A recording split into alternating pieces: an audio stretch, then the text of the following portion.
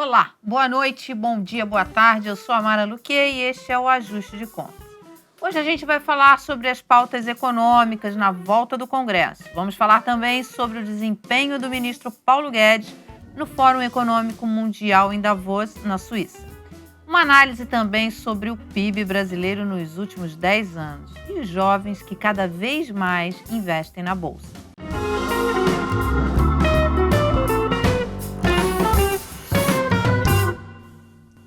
Comigo aqui 2 feras, Alexandre Espírito Santo, economista-chefe da Orame Investimentos, e a Heloísa Magalhães, que vocês já conhecem, jornalista de economia e que vem sempre aqui no Ajuste de Contas. Boa tarde, bom dia, boa noite, boa madrugada. A internet é engraçada porque a gente tem que falar para todo mundo. Eu separei alguns pontos da pauta econômica e queria começar com a volta do Congresso. Quer dizer, o Congresso volta com uma agenda de reformas importante para a economia, né? Tá todo mundo, quer dizer, feita a aprovação da reforma da Previdência no ano passado, agora foi a primeira, enfim, a primeira de todas as reformas, a mãe de todas as reformas, mas existe uma agenda forte de reformas no Congresso esse ano. Isso vai ser importante para a economia, né? A agenda é desafiadora, Mara. Essas reformas de agora, sobretudo a reforma tributária, ela é muito desafiadora, porque, de alguma maneira, existia um certo consenso de que a reforma da Previdência era importante. Era necessária. Só que a reforma tributária, ela não foi discutida. A reforma da Previdência já havia sido discutida há muito tempo, no governo Temer. Mas essas reformas agora, elas não têm essa maturidade ainda. O Congresso volta na próxima segunda e está cheio de pauta econômica. A Ju Braga, nossa repórter em Brasília, fez um levantamento dessas principais pautas. 3 propostas de emenda constitucionais são prioridades para o governo. A PEC 186, chamada de PEC emergencial, cria gatilhos para cortes de despesas em municípios, estados e na União, quando eles estiverem próximos de descumprir a regra de ouro. É a que tem mais resistência do Congresso. A PEC 187 deve acabar com mais de 240 fundos, o que deve gerar 220 bilhões de reais para o caixa do governo. A PEC 188 prevê a unificação constitucional dos gastos de educação e saúde. Além das PECs, devem chegar ao Congresso ainda em fevereiro a reforma administrativa, que reduz gastos com o funcionalismo público, e a reforma tributária. Eu conversei com o líder do governo, Fernando Bezerra, e na avaliação dele, há sim espaço para aprovar esses projetos todos e ainda no primeiro semestre de 2020. Esse otimismo é compartilhado pelo secretário nacional de Fazenda do Ministério da Economia, o secretário Valderi Rodrigues Júnior, segundo o qual também dá para pensar em aprovar esse pacote todo ainda em 2020. Agora, esse otimismo esbarra aí no pragmatismo dos parlamentares. Na avaliação deles, são muitos assuntos de temas complexos e aí para serem avaliados num ano exprimido pelas eleições municipais. Então, a reforma tributária, por exemplo, já tem gente lá dentro prevendo que, na melhor das hipóteses, só sai em 2021. Agora, ainda assim, o ministro Paulo Guedes está apostando numa mudança de percepção não só de deputados e senadores, mas também dos eleitores. Na avaliação dele, a reforma da Previdência abriu um caminho para uma retomada da economia que vai convencer essa turma toda de que as pautas econômicas não são um remédio amargo e são sim uma pauta positiva. Isso a gente viu, eu acho que nesses últimos números de popularidade, a popularidade do presidente aumentando, eu acho que já é um reflexo da retomada da economia, não, Elo? Eu acho. A gente estava conversando aqui, o professor, antes, né? O Focus está revendo a projeção do PIB para esse ano, né? Tem uns otimistas que estão falando 3%, né? É uma maravilha se for 3% diante do nosso cenário, quer dizer, é um crescimento real, né? Porque com o aumento da popularidade do presidente, o caminho fica mais fácil no Congresso para... Eu acho que o que a repórter colocou é muito importante, porque esse ano a gente tem um calendário político. Esse é um problemaço. O que passar é no primeiro semestre, depois segundo semestre já era, né? Se a gente não conseguir prosperar no primeiro semestre, vamos ter dificuldade, porque é natural. O Congresso praticamente para por conta das eleições municipais. Agora, em relação à questão do PIB, né, eu estou trabalhando com o Senado de crescimento de 2,5%, e que eu julgo que é um crescimento muito para o que a gente está vivendo, um crescimento bastante positivo na medida em que a economia brasileira ela sofreu muito no passado que não está muito distante. Então, houve uma... A base ainda é muito pequena. Exato, e os desafios de você reconstruir, sobretudo a questão fiscal, ela demanda tempo.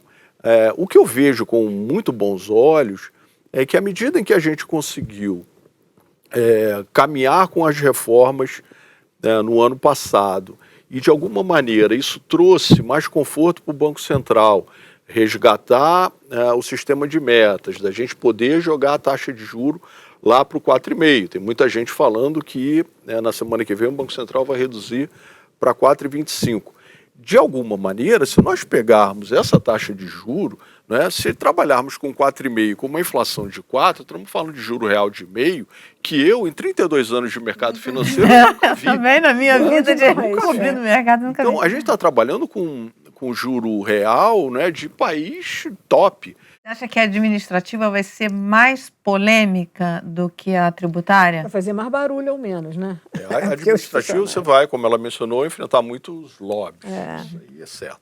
Acho que a PEC 187 é tranquila. É a mais simples no meu modo de ver. É a dos fundos? É a dos fundos. Agora, ela é tranquila, mas ela é emblemática, né? Porque você imaginar que você tem fundos, um dinheiro parado para uma economia que precisa de combustível, e esse dinheiro está parado porque não chega nem aonde tem que chegar, né? Exatamente. Porém, como eu acho que há um certo consenso, pelo menos essa é a minha percepção. A reforma tributária ela é desafiadora por uma série de fatores. A reforma administrativa e o Pacto Federativo também, eles são fundamentais. Porém, todas essas reformas desse ano, elas não são consensuais. Você vai ter discussão no Congresso, porque a gente não havia esse certo consenso. Como e elas estão entrando na pauta agora, né? Diferentemente do que aconteceu com a reforma da Previdência que veio antes, dos governos anteriores. Exatamente. Então, eu penso que a gente, sem dúvida, tem pouco tempo, porque já mencionamos aqui que tem um calendário político, mas nesse aspecto, talvez, como no ano passado, o próprio Congresso caiu a ficha, vamos ter que, estamos à beira do precipício, vamos acelerar para tentar prosperar com as reformas a contento. Olha só, tem uma pergunta aqui do Lucas Lange. Sobre a reforma administrativa, ela tem a importância que se fala ou tem argumentos equivocados? A minha percepção é que é importante a gente, de alguma maneira, retirar as distorções.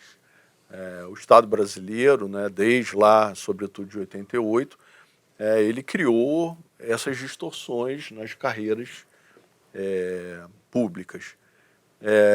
Não são todos, a gente sabe que existem extraordinários funcionários públicos, de faculdade, eu sou professor, conheço muitos, mas em algumas situações a gente encontra distorção. Então, é preciso aparar. O problema é que quando a gente tenta aparar a distorção, você, de alguma maneira, está mexendo com essa classe, com aquela, e aí o que eu penso é que a gente não pode chegar e ficar dando privilégio para esse e para aquele. Então, eu costumo dizer que o Brasil ele precisa de um grande diretor de RH, para poder organizar, porque é difícil lidar com pessoas. Você já chefiou muitas pessoas, é difícil. Quando mexe no bolso das pessoas, E direitos adquiridos, Por exemplo, o judiciário, a gente sabe que é um dos que tem mais distorções de salários, Salários até desequilibrados entre eles mesmos, E aí você acaba não incentivando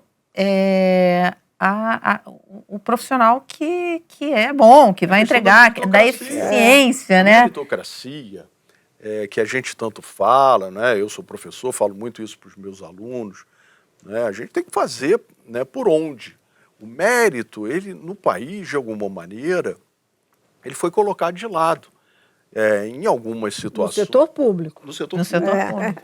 Então, Porque você acaba não... Quer dizer, os profissionais, e como você falou, tem gente muito boa no setor público, acabam não sendo valorizados, né? Acabam não se sentindo Fica valorizados. todo mundo nivelado. Todo mundo nivelado ali por baixo. eu me atreveria a dizer, Mara, que existem muito mais qualificados do que não.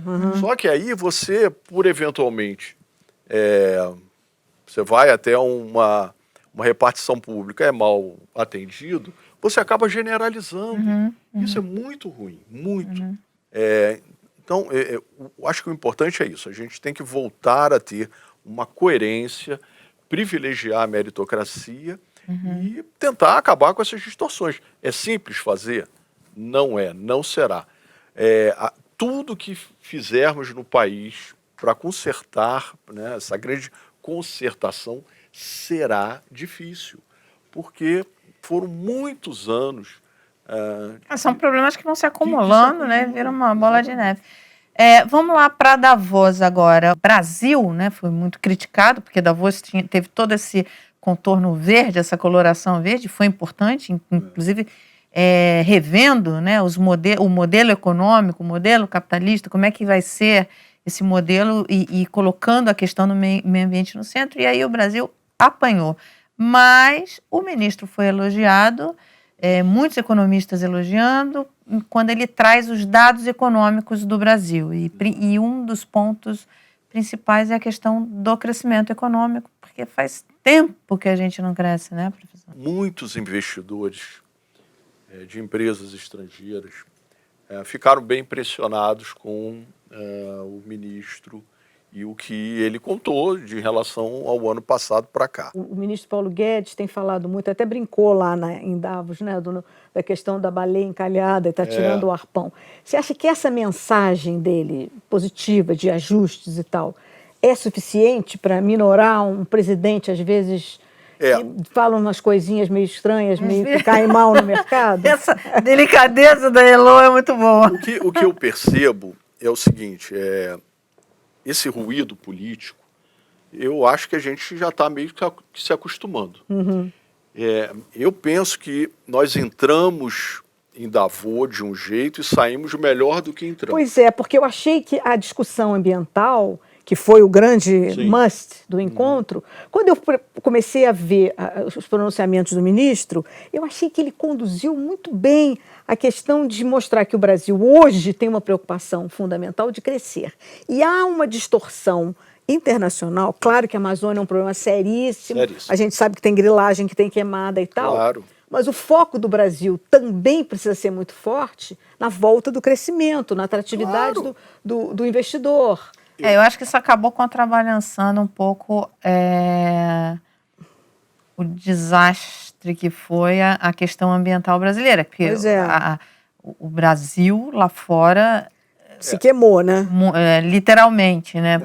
A questão ambiental realmente ela seríssima, claro. Pega a imagem do país. Algumas fontes da área econômica dizem que estão esperando alguns sinais de crescimento. Assim, quando o Brasil começar a mostrar alguns sinais de crescimento, aí sim é a hora de voltar a investir, enfim. Mas esse aspecto, Mara, é bem significativo, porque eu tenho falado muito isso, tenho até escrito alguns artigos nessa linha.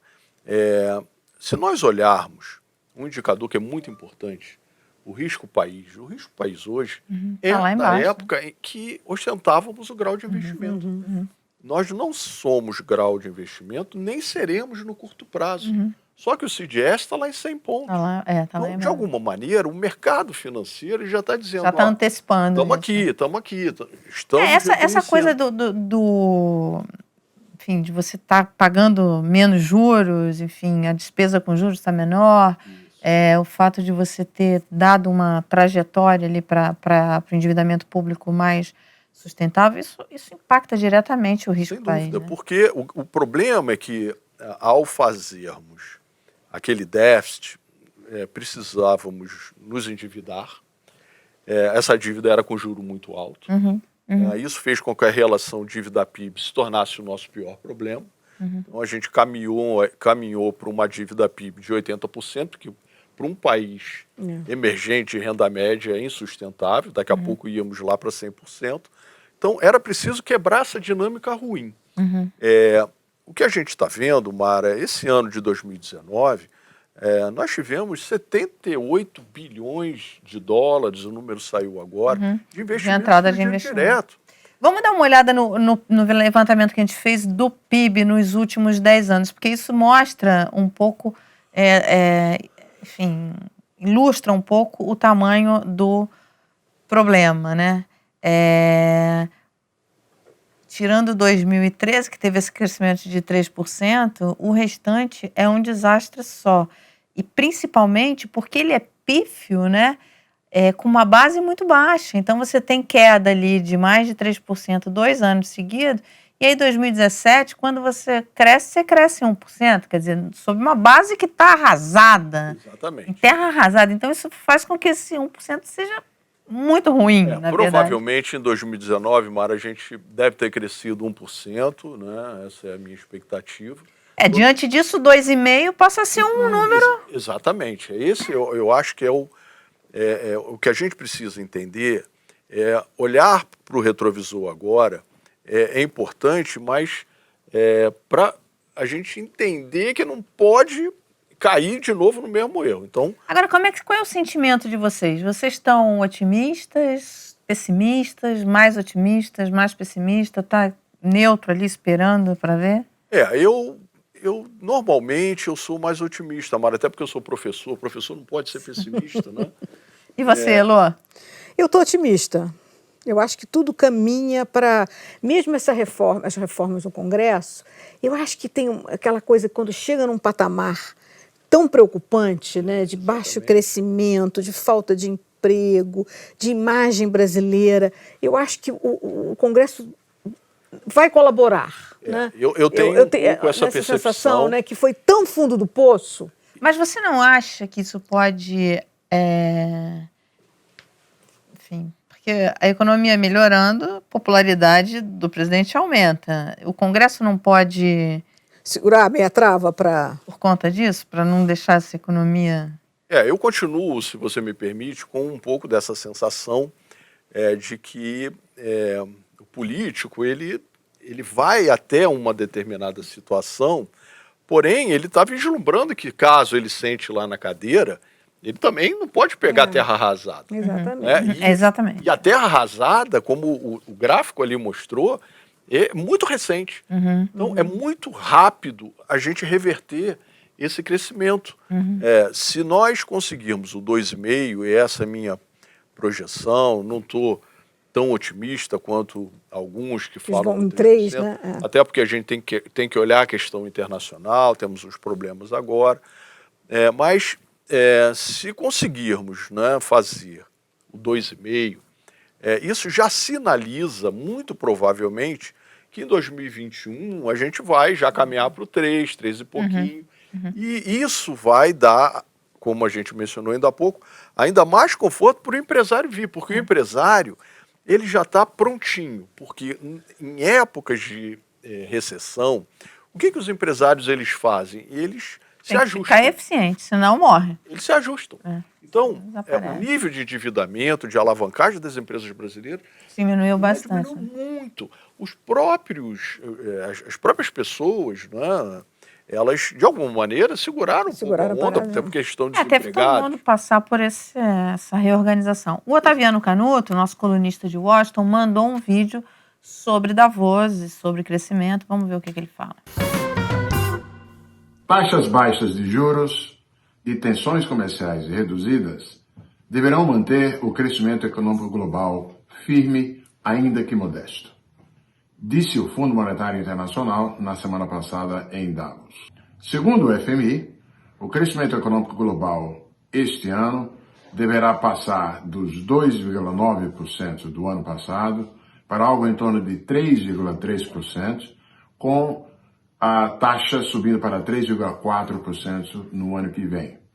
Note que o crescimento econômico global do ano passado foi o mais baixo desde a crise financeira global. Desse crescimento do ano passado e deste ano, 0,5 pontos percentuais virão do patamar baixo das taxas de juros, enquanto que a melhora no ambiente de negócios e a leve queda de tarifas associadas à primeira fase do acordo comercial Estados Unidos e China deverão ser responsáveis por 0,2 pontos percentuais.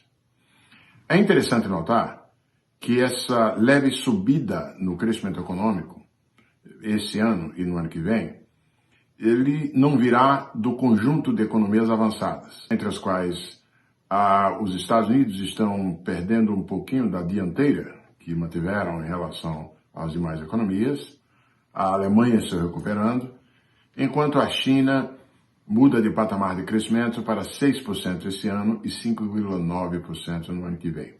Na verdade, a subidinha no crescimento está vindo do conjunto de economias emergentes e em desenvolvimento. Na América Latina, com destaque para o Brasil, para o qual o Fundo Monetário projetou um crescimento de 2,2% esse ano e 2,3% no ano que vem. Pois bem, e os riscos para esse cenário, mesmo supondo-se que não haja novos capítulos de guerras comerciais à frente?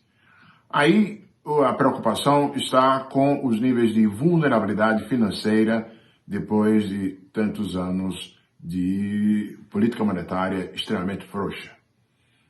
Os preços das ações norte-americanas estão esticados, estão muito além daquilo que indicariam os rendimentos das empresas. Isso por conta, evidentemente, das condições financeiras muito favoráveis. Da mesma maneira, há um empilhamento de dívidas de empresas não financeiras, assim como o seu financiamento pelo shadow banking nos Estados Unidos, que também apontam para certa vulnerabilidade. O que não pode ocorrer é alguma mudança súbita nas condições financeiras, com origem em algum tipo de choque de confiança ou de subida de juros. Kristalina Georgieva, diretora-gerente do Fundo Monetário Internacional, antes de viajar para Davos, deu uma palestra na sexta-feira aqui em Washington, no Peterson Institute. E, em determinado momento, ela se reportou aos anos 20 e anos 30 do século passado, quando uma euforia financeira deu lugar à Grande Depressão. Todo mundo, inclusive eu, se arrepiou. Isso é o que não pode acontecer. A questão do coronavírus. Isso que eu acho que pode mudar totalmente essa perspectiva, né? Dependendo da extensão do que isso toma. Principalmente a China, né? Que é hoje o locomotiva. É o ponto mais preocupante nesse momento. A economia global, ela, na minha visão, ela vai crescer esse ano em torno dos 3%. Porém, recentemente eu fiz um estudo lá com o meu time, lá na Oramo. Eu peguei selecionei 25 países, dos mais relevantes. Calculei a inflação média desses 25 países, dá perto de 2%, em 90 e pouquinho, e o juro real é negativo em 0,3%. Então, o espaço para o crescimento global, ele está dado, a política monetária está muito frouxa. Agora, essa história do coronavírus é uma interrogação, é aquilo que a gente chama de cisne negro. Qual vai ser a extensão disso, né? Se resolve em curto prazo. Exato. A gente tem uma pergunta exatamente disso, do Alberto Akira. O coronavírus não pode gerar uma grande crise econômica mundial ou é apenas um resfriado nas bolsas? É difícil da gente dizer, pode ser só um resfriado. Como é que eu vejo essa ideia?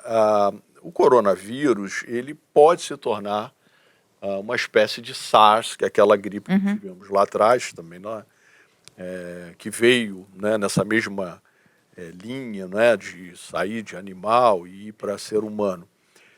O SARS, ele tinha uma letalidade em torno de 10%.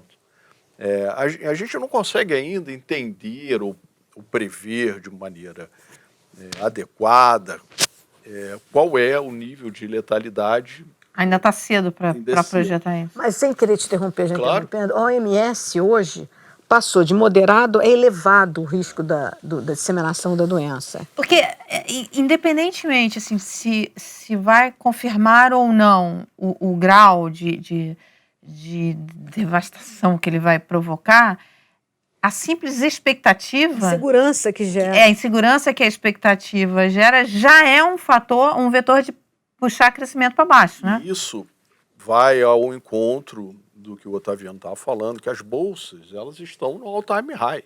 Em 2019, nós fizemos high o tempo inteiro lá fora, e esse ano mesmo. Né? No início do ano, logo no início do ano, o mundo ia acabar porque ia ter guerra. E agora o mundo vai acabar porque não vão restar pessoas por causa do vírus. Então, nem tanto ao mar, nem tanto à terra. Eu acho que a gente precisa dar um tempo para entender o que vai acontecer. E aí sim, agora é absolutamente natural que as bolsas realizem, porque elas estão, né, teoricamente, elas estão acima dos valuations e provavelmente vamos ver alguma realização E mais bolsa significativa. no Brasil é lugar de gente jovem. Aumentou o número de jovens investindo na Bolsa de Valores. Vamos ver a evolução nos últimos 3 anos.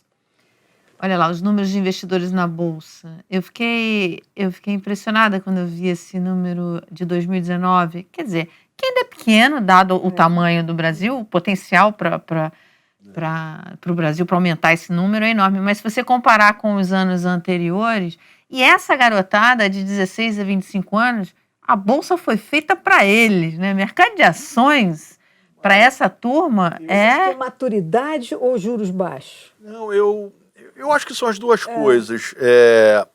Eu sou professor desses jovens. Pois é. E tenho tido muita demanda deles. Eu trabalho há 32 anos no mercado, trabalho com bolsa, então ficam, professor, como é que a gente faz? E aí tem sempre aquela, o day trade, swing trade, não é isso que a gente está falando. Não. A gente está falando do investidor, é aquele que vai se tornar sócio e vai, como a Mara sugeriu, na sua juventude, montar uma carteira que vai render dividendos e lá na frente, quando ele for se aposentar, ele tem recursos além da aposentadoria. Eu acredito que a própria reforma da Previdência foi importante, respondendo isso a você. Para impulsionar isso. Para impulsionar, porque fez com que esses jovens que eram alienados, se preocupassem eles começassem a entender, olha, o que é bolsa? Porque a gente está acostumado, Mara, a gente que vive com isso, durante muitos anos a bolsa era aquela coisa de, é cassino. A minha falecida avó, ela falava, meu filho, você jogou dinheiro na bolsa. Não é jogar. Aposto, né? Vou apostar na bolsa. Exatamente. A bolsa ela é um importante canal para as empresas investirem e a sociedade participar. E para as famílias também, né? Quer dizer, crescimento. você conseguir. E para o jovem é muito interessante porque o jovem, ele tem tempo para investir, né? E bolsa, ela tem um risco maior. E ela tem tempo para recuperar. Ele tem o tempo. Mas você sabe que meu sobrinho, quando ele tinha 7 anos, 6 anos, sei lá, a gente comprou ações para ele. Eu e a mãe dele fomos na corretora e compramos ações para ele da Petrobras, né? Tinha umas empresas da Embraer na época. E ele cresceu e começou a acompanhar. A bolsa para ele é uma coisa que está na vida dele. Né? Não é rico, não é milionário, mas ele está ali, ele acha legal, ele acompanha as notícias das empresas que ele tem ações. Uma coisa muito interessante que eu tenho percebido também, Mara, é o seguinte. Existem muitos pais que estão começando a fazer essa compra, né? Compra ação aqui, Petrobras, Faz o filho participar, olhando né? lá para frente. Interessante. Né? Porque ele começa a participar, entender. Para ele é muito natural o mecanismo da bolsa, né? Quer dizer. Na minha visão, esse é um aspecto fundamental no país. A gente tem um déficit de educação financeira. A partir desse ano 2020, é obrigatório nas escolas. Tem tradição de poupança, né? Não tem essa... Exato. A gente não entende o mecanismo de poupança. Ter ensino, educação financeira no ensino fundamental é importante lá na frente. Enquanto isso, a gente precisa de alguma maneira, ir mostrando para a sociedade, não é, que a caderneta hoje é um produto ruim, né, porque ela está perdendo da inflação, que se você está olhando o país com bons olhos, num horizonte de tempo não muito distante, quase todos os gráficos de bolsa mostram que no médio e longo prazo... Você basta ver as empresas, né? Você entender como é que é o mecanismo, as empresas que... você tem empresas brasileiras muito boas, enfim, você que quer investir em bolsa, tem 16 anos, 25 anos, 24 anos, 30 anos, 50 anos, 60 anos, manda pergunta aqui pra gente, porque a gente ainda vai se encontrar aqui para falar muito sobre esse assunto. Eu acho que a Bolsa de Valores com juros a 4, rodando a 4, 4,5, vai... É muito bom o investimento. Bem, inscreva-se no canal, obrigada por ter ficado com a gente até aqui. Os inscritos que mandaram, os membros do canal que mandaram perguntas, muito obrigada por participarem. E eu vejo vocês na próxima semana. Obrigada, professor. Obrigada, Elô. Obrigada. Prazer.